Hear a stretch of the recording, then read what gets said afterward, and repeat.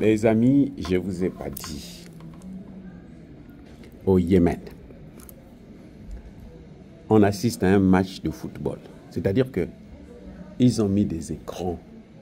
Hein? Et puis, tout le monde, il ne faut pas que quelqu'un rate la riposte de l'Iran. Au Yémen. C'est la fête là. C'est-à-dire qu'on a tout mis là comme ça, on a présenté. Et puis, les gens sont en train de voir en direct la riposte. Même en Iran, ils n'ont pas fait ça. Mais au Yémen, c'est la fête. Ils se disent qu'on nous a trop torturés.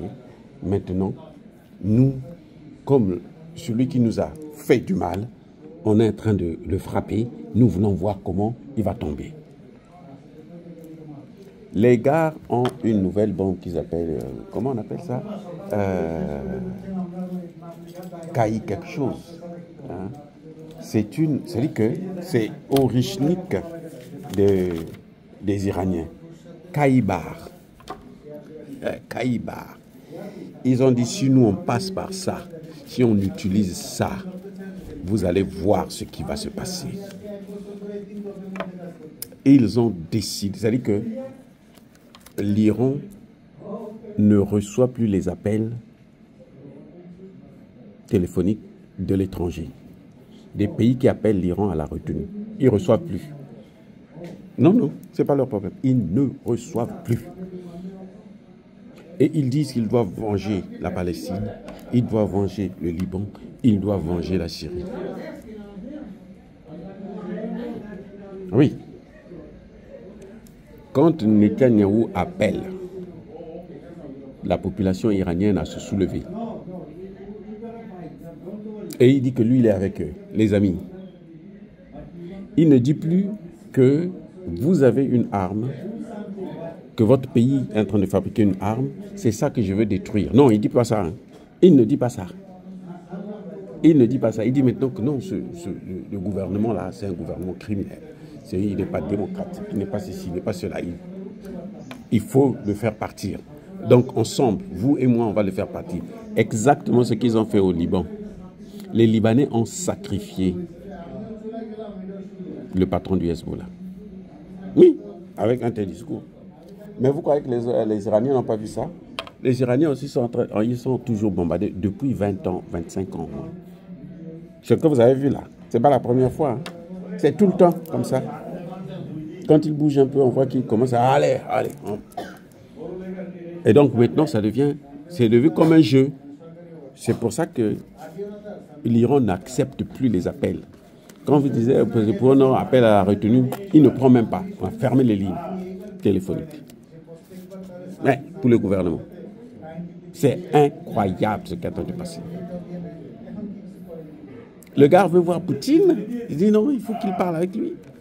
Il sait que c'est chaud. Les amis, on sait comment on commence cette affaire-là, mais on ne sait pas comment on la termine. Personne ne sait. Même le plus fort, il ne sait pas comment on la termine. Et on a toujours dit, quand vous êtes dans les quartiers, là, nous, on avait envoyé souvent ça. Dans le quartier, il y a quelqu'un qui est imbattable. Il tape tout le monde. Même quand tu ne lui as rien fait, il te tape.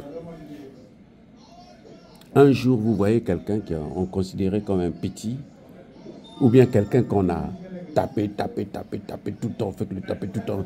Un jour, la même personne qui se fait toujours tabasser là. On ne sait pas où est-ce qu'il trouve cette force-là. Et il humilie son bourreau. Il le tabasse au point où le gars, il ne peut plus se relever. Et il y en a qui fouillaient le quartier. Ils fouillent le quartier. Parce que tout le monde, maintenant, quand le gars, tu faisais la guerre ici, là. Ah, mais c'est toi qui l'as tapé, non? Tu as vu ce qu'il t'a fait, non? Donc le gars, il fuit le quartier. C'est ce qui est en train de se passer là. Ne jamais sous-estimer l'adversaire. Et ne jamais profiter de ta force pour écraser les autres. Et tu l'as dit. Que c'est vous, dans toutes les guerres, c'est vous qui êtes en train de mettre ce monde-là dans une situation inconfortable. Vous tapez tout le monde, vous faites la guerre partout, vous tabassez tout, vous écrasez tout le monde. Regardez la RDC, regardez, 30 ans, ils sont en train d'armer Kagame. pour détruire le Congo, pour écraser le Congo, humilier le Congo. C'est carrément Kagame qui parlait au nom du Congo au niveau international. Quand on veut parler du Congo, surtout des minerais, c'est Kagame qui doit dire comment il faut faire, ce qu'il faut gérer, quelle est la solution. C'est lui qui doit décider. Maintenant, ils se disent, aujourd'hui, ils disent, bon, nous, on ne veut plus de Kagame. Oh. Parce que ce qu'ils sont en train de voir, là, c'est parce qu'il y a les Ouazalendo.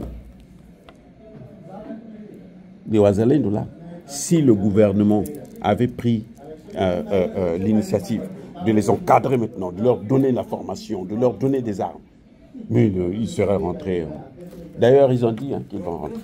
Bref, donc la situation, il faut éviter d'abuser de sa force. Parce que tu es fort, tu veux abuser maintenant, tu deviens comme un fou, un monstre et tout. Il faut éviter ça, c'est pas bon. Ça, c'est un conseil pour tout le monde. Les amis, soyez bénis.